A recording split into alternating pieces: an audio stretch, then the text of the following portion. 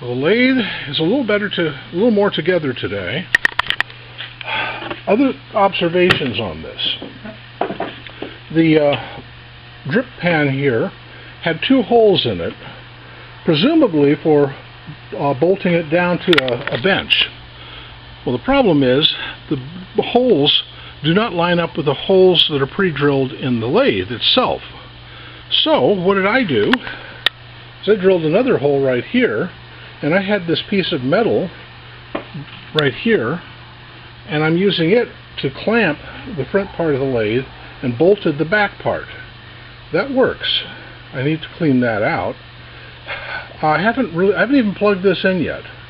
I need to clean the side saddle and the whatever this thing's called. I forget the terminology for it, but I need to clean it and then put the knobs, the crank knobs on it.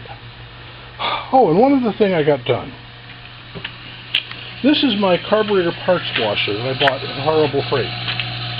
Well, it was missing the pump. I got a real good deal on it because it was missing the pump, and it was the only one available at Harbor Freight. Of all the 3 Harbor Freights here in Oregon, this was the only one they had. Well, the power of eBay, I bought another pump. Well, this pump is not the one for this particular parts washer, but through a little bit of adaptation, I made it work. You may notice this thing is tilted up. That's because I don't have that much, only have 2 gallons, and I think it takes at least 3 or 4 to get this up to a level where you can really use it. But if you crank the legs up and put it in an angle, well, it works. And I got a few parts in it right now. This is the steady wrist, and it's being washed off even as we speak. When it's done, and that's the bolts and nuts and bolts for it. These handy little baskets came with the carburetor cleaner solution. I have 2 gallons in here at the moment. They're $27 each, so it'll be a while before I get any more. But when I do, I need to get at least 2 more gallons of this stuff. I don't think this evaporates, which is real good because I'm going to leave it in here. And there's a hole open on this thing. And as long as nothing's in the way, there, it will shut. I had to wire a plug to this thing, and it doesn't have a switch, so, oh, shucks. So I have it on one of these, and that works. Well, anyway, that's my shop today. This is kind of neat. This is the gearing for the thing. I need to change it out because the change gears are in here. These are the change gears, extra tools. The cranks for those wheels are in here.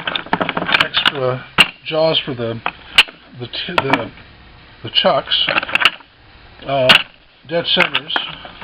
I need to buy a live center. See, I have a center. Well, I didn't know that. I've got a center for the for up here. I wonder if it fits. Yeah, it does. It fits. Anyway, like I said, that's my shop today. Today is Friday, the 31st of August, and basically, well, the fact that the tailstock is still missing, and Grizzly needs to send me a new one. The rest of this G0602 is ready to go. I've completely cleaned it. I have assembled it. I've got it up on its stand. I've got it ready to hum along and do its production thing. And hopefully I'll be able to show some parts I've turned out soon. But right now, I don't know. Right now I'm just tired. It's been a very long 2 or 3 days getting this together. My other lathe is behind it, over there. It still works. It won't work for anything that requires a tailstock, but it works.